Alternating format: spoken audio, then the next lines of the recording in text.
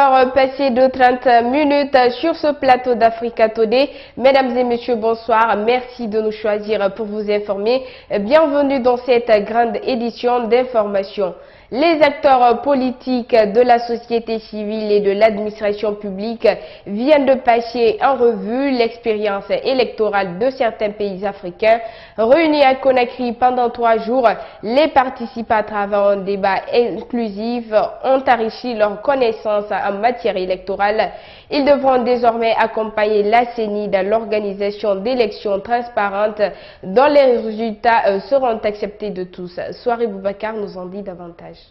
Passer en revue les expériences de certains pays en matière de gestion électorale pour faire des scrutins en Guinée un modèle sur le continent, tel est l'objectif de ces 3 jours de travaux. Organisés par le ministère de l'administration du territoire et de la décentralisation en partenariat avec l'Organisation internationale de la francophonie, cette rencontre a regroupé les différents acteurs du processus. Au terme des travaux, les participants ont fait des recommandations. Revoir les modalités de désignation et fixer les critères de compétences des membres de l'organe de gestion des élections. 2. Garantir l'indépendance des membres de l'organe de gestion des élections de manière à les mettre à l'abri du besoin et des pressions extérieures. 3. Rendre totalement à l'OGE son autonomie budgétaire et le soumettre à l'obligation de reddition des comptes. 4. Mettre à disposition une expertise de nos partenaires au développement sur l'élaboration de la nouvelle loi sur la CENI en République de Guinée. 5. Et enfin, favoriser l'émergence de cadres de concertation et de réflexion en appui à la réforme du système électoral envisagé. Le partenaire technique et financier de cette initiative, qui est l'OIF, demande à tous les acteurs impliqués dans le processus d'agir conformément à l'intérêt supérieur de la nation. Que la réflexion entamée en Guinée depuis quelques mois et qui a pris un nouveau tournant avec les travaux de notre atelier engage toutes les parties prenantes à travailler tous ensemble sans aucun esprit partisan pour la réussite des échéances électorales majeures de 2018 pour les législatives et 2020 pour les présidentielles. Pour le ministre de l'administration du territoire et de la décentralisation, le général Bourema Condé, il invite les uns et les autres à faire de ces acquis une bréviaire et participer à la réforme de la CENI pour la rendre plus professionnelle. Cet atelier va être le grain qu'il faudra moudre pour pouvoir donc aller à un organe digne de la Guinée, à un organe qui fasse la fierté des Guinéens, à un organe qui soit accepté par tous les Guinéens, parce que de là découlera des élections acceptées par tous. À noter que de cette rencontre, aucune décision importante n'est sortie, mais elle ouvre une nouvelle brèche allant dans le sens de doter la Guinée d'une boîte à outils suffisamment garnie pour la création d'un organe de gestion électorale performant. La journée internationale des archives a été célébrée ce vendredi 9 juin à travers le monde. La célébration de cette date est placée cette année sous le thème Archives, citoyenneté et interculturalisme, une thématique qui interpelle les citoyens à fournir des anciens documents à la Direction nationale des archives pour enrichir la mémoire collective. Saloum Kondé nous fait le point. Selon un constat de tous les jours, les archives sont perçues par la plupart des citoyens comme des documents à utilisation interne seulement. Pourtant, elles constituent aussi les premières sources d'informations historiques permettant de comprendre le passé. À l'occasion donc de la célébration internationale de cette journée, qui est en sa 3e édition en Guinée, le directeur national de cette structure rappelle l'importance de la conservation des documents. Il est donc essentiel de rappeler que les archives sont l'ensemble des documents, quelle qu'en soit la date, la forme et le support matériel, créés ou reçus par toute personne physique ou morale, tout service ou organisme public ou privé dans l'exercice de leur activité. La conservation de ces documents est assurée dans l'intérêt public, aussi bien pour faire valoir les droits des personnes physiques ou morales, publiques ou privées, que pour les besoins de la documentation historique de la recherche. Il est pourtant difficile de rendre une administration efficace à l'absence des archives, a lancé le ministre secrétaire général à la présidence. Selon Nabi Kiridi Bangoura, l'État a l'obligation de constituer les archives pour éviter la répétition dans les actions gouvernementales. Au lieu de créer ce qui n'existe pas, nous recréons ce qui existe déjà parce que nous ne vérifions pas dans nos archives ce que nous cherchons existe ou pas. Le début de la recherche, le fondement d'une décision administrative, c'est d'abord normalement l'enquête autour de la problématique. Et dans cette enquête-là, les archives ont une place indispensable. Les citoyens ont droit aux archives. L'État a un devoir de constituer des archives et pour l'État, et pour le citoyen, et pour l'histoire. C'est extrêmement important. Cette cérémonie a été aussi marquée par l'exposition photo de la capitale guinéenne de l'époque précoloniale jusqu'après les indépendances. Un rappel historique qui rime bien avec l'événement Conakry, capitale mondiale du livre. Selon le commissaire général, la numérisation des archives du pays est en cours. Nous sommes en train d'aider à l'informatisation des archives, à aider à ce que les archivistes de Guinée soient bien formés, bien outillés, parce que c'est dans ça qu'ils peuvent vraiment faire le travail sur le terrain. Cette cérémonie a pris fin par la remise des diplômes d'honneur à des personnalités qui se sont faites distinguer. Que prévoit le code forestier en cas de violation des droits qui réglementent la coupe abusive du bois ou de feux de brousse? La question a été abordée avec le rapporteur de la commission des ressources naturelles, de l'environnement et du développement durable de l'Assemblée nationale. Pour Honorable Alpha Mamadou Baldé, les contrevenants doivent s'exposer à de lourdes amendes allant jusqu'à des peines d'emprisonnement. Plus d'explications avec Aïssata Fofana. Couper le bois ou mettre intentionnellement le feu dans un domaine forestier est désormais interdit en République de Guinée. Selon l'article 173 du Code forestier adopté en avril 2017, les infractions ou dispositions du Code forestier et de ses textes d'application concernant l'usage des feux à l'intérieur d'un domaine forestier et les précautions à prendre dans les habitations et établissements qui s'y trouvent sont punis d'un emprisonnement de 3 mois à 1 an et d'une amende de 10 millions à 50 millions de francs guinéens. Il en va de même pour l'article 169. Tout coupable d'un feu par imprudence ou négligence dans le domaine forestier en violation des dispositions du présent code ou de ses textes d'application est puni d'un emprisonnement de 6 mois à 1 an et d'une amende de 20 millions à 100 millions. Il y a aussi les feux à usage agricole et là il y a un article qui dit que si vous voyez le feu et vous ne prenez pas de dispositions pour avertir, vous laissez la forêt en danger sans secours, vous êtes aussi punissable. Ces mesures, élaborées en conformité avec les dispositions du Code de procédure pénale et du Code pénal en vigueur, prévoient d'autres peines et amendes encore plus sévères selon les infractions commises. Les pénalités varient entre 5 millions et 5 milliards. Il y a des infractions qui, y compris avec emprisonnement ou l'une des 2 peines. Pour renforcer davantage le dit code, une police forestière a été mise sur pied pour veiller de près sur les coupes clandestines de bois, les feux de brousse, mais aussi sur les espèces animales protégées. La corruption et le manque de transparence dans la gestion des affaires en Guinée inquiètent les autorités aussi et certains opérateurs économiques.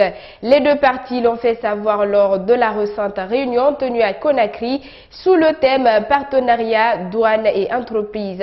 De part et d'autre, chacun s'engage à respecter les règles du jeu pour un développement durable du pays. Moussa Sifa Kamara.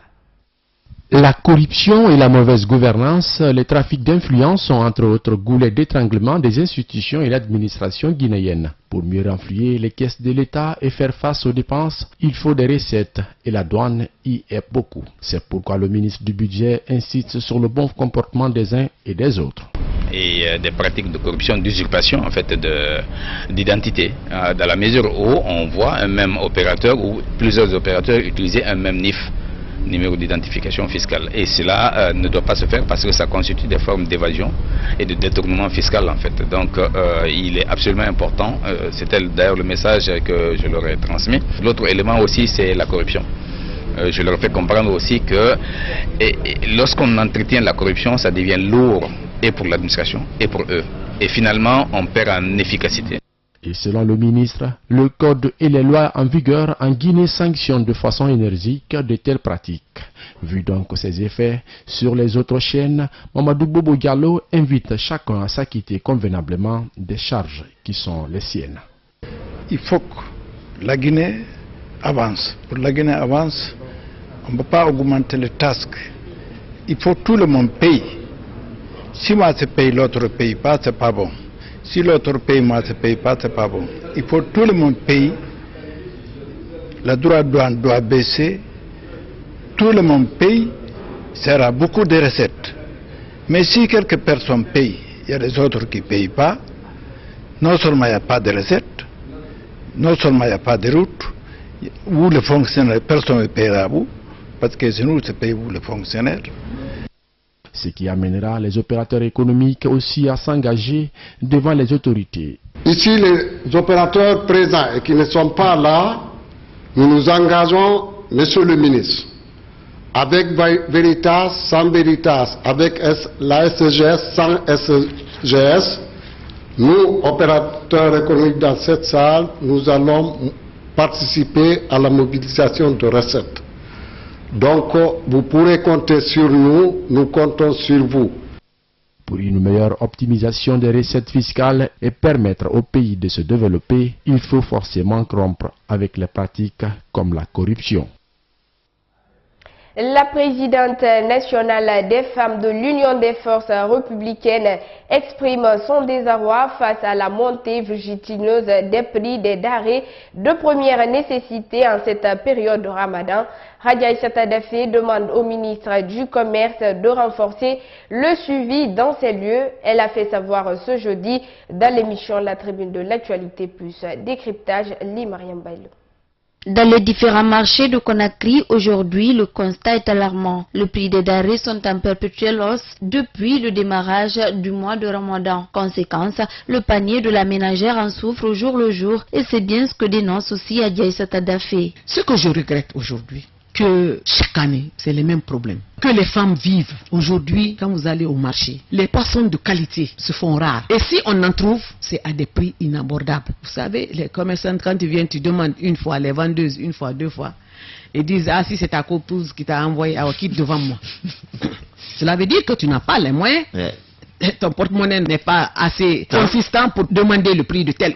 Cette hausse de prix n'a pas laissé indifférent le ministère du Commerce. En prélude du Ramadan, le département avait eu une rencontre avec les opérateurs économiques qui avaient pris aussi des engagements à maintenir les prix comme tels. Néanmoins, la présidente nationale des femmes de l'UFR propose plus de suivi. C'est un problème de suivi. Vous pouvez vous entretenir. Le commerçant, il ne voit que son gain. S'il ne revient pas à lui, il fait ce qu'il veut. Et au niveau du département du commerce, je le suggère, je ne sais pas, je ne connais même pas comment les directions sont composées là-bas, mais il faut qu'il y ait une section prix et conjoncture. Là, les prix seront mis en fonction de la conjoncture. Mais si ça n'existe pas, il est à noter que cette réglementation des prix est loin de la réalité.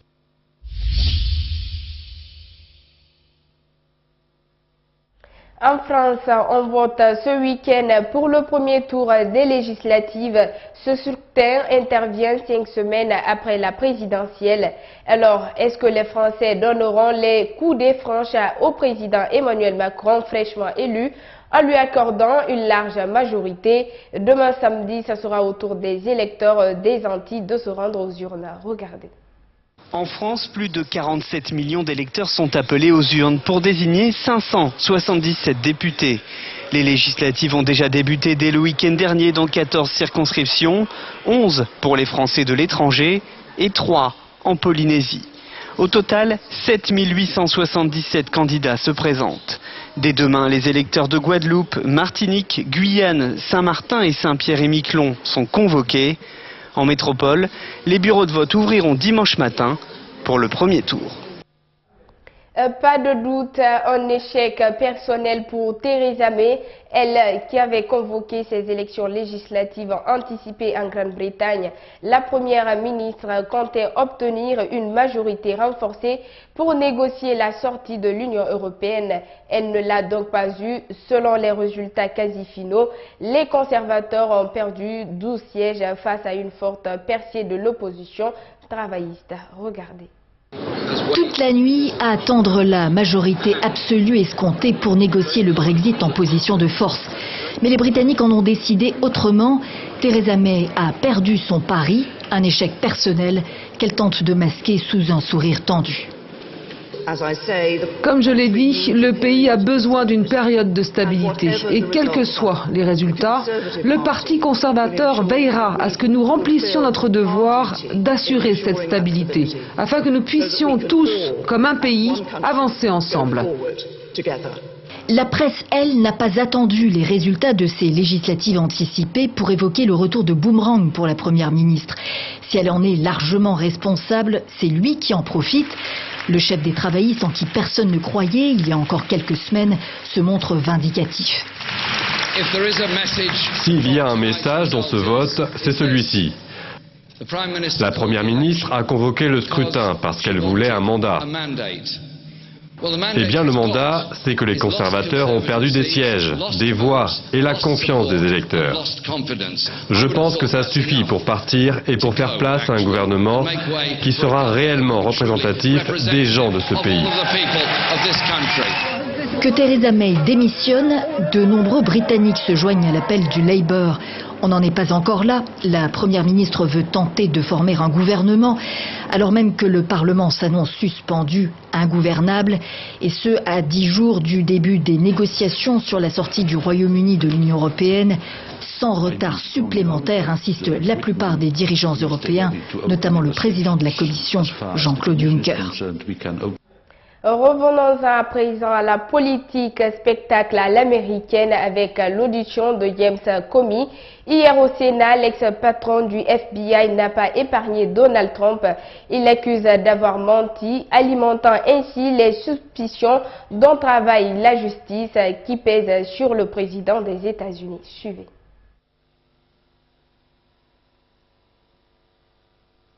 Les déclarations de James Comey devant la commission du Sénat ont secoué encore un peu plus le début de présidence turbulent de Donald Trump. L'insistance du président américain l'encourageant à abandonner les investigations contre le général Flynn ou l'enquête sur l'implication russe dans son élection fragilise encore un peu plus la crédibilité du locataire de la Maison-Blanche. Une fois n'est pas coutume, Donald Trump préfère garder le silence. C'est par le biais de son avocat qu'il réfute les propos de James Comey. Le président n'a jamais suggéré à M. Comey de lâcher Flynn. Et de contre-attaquer sur la base du témoignage de James Comey qui reconnaît être la source des fuites qui ont permis à la presse de relater ses entrevues avec le président. Aujourd'hui, M. Comey a admis avoir organisé unilatéralement et subrepticement des fuites à la presse concernant des communications privilégiées avec le président. Il appartient aux autorités de déterminer si ces fuites doivent faire l'objet d'une enquête, comme toutes les autres qui font l'objet d'une enquête. La commission du Sénat n'est qu'une des nombreuses instances à enquêter sur les agissements de Donald Trump. La controverse sur sa légitimité à la tête des États-Unis est loin d'être apaisée.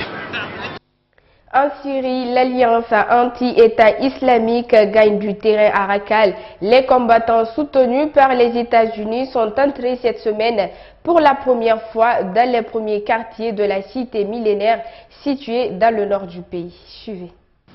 District de Meshleb, aux portes de Raqqa.